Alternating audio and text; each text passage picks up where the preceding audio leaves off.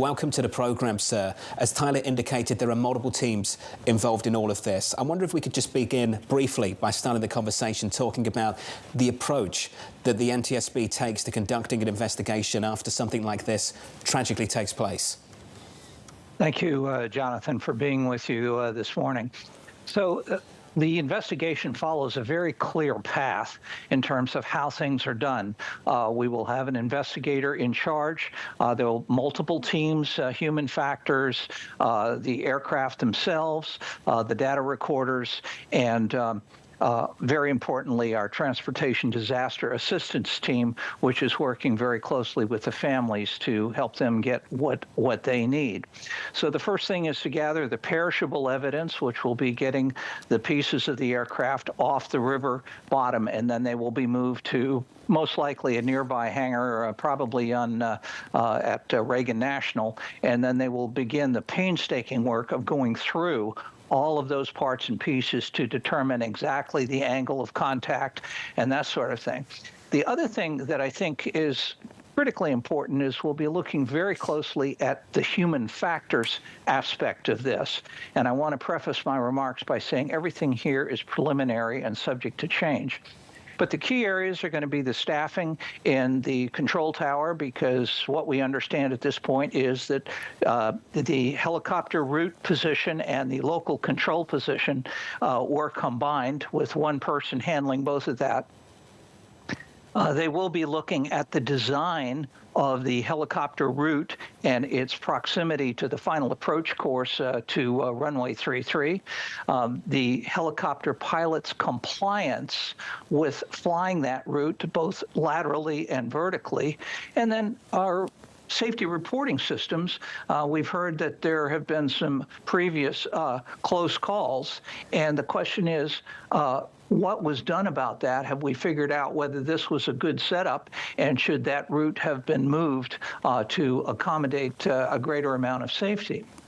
I also want to talk a little bit about the operational aspects of all of this. The controller gave a warning of about 13 seconds to the helicopter crew, and the helicopter pilot reported aircraft in sight and then said, request visual separation. They're in visual flight conditions, so that's somewhat unusual.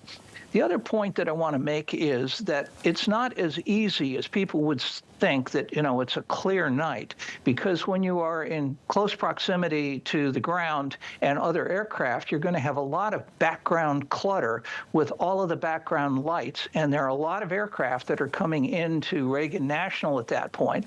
So the pilot may have thought he was looking at a different aircraft than the one that was actually in close proximity.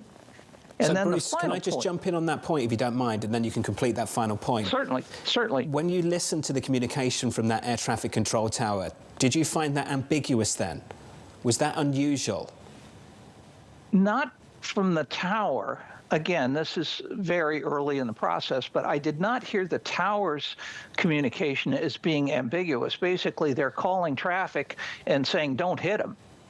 The pilot's response was a little unusual to my way of thinking, of saying request visual separation, because the controller is assuming that once the pilot identifies that he's seen the other aircraft, that he's going to maneuver appropriately, in this case, most likely to the left or to the east, to move away from the runway where the airliner was descending.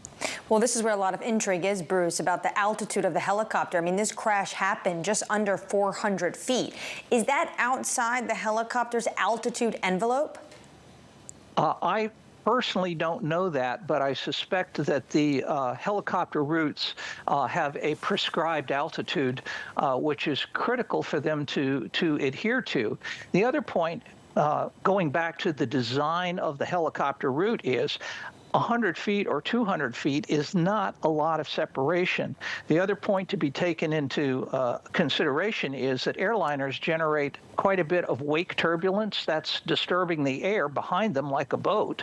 And having another aircraft directly below them is not a good safety measure.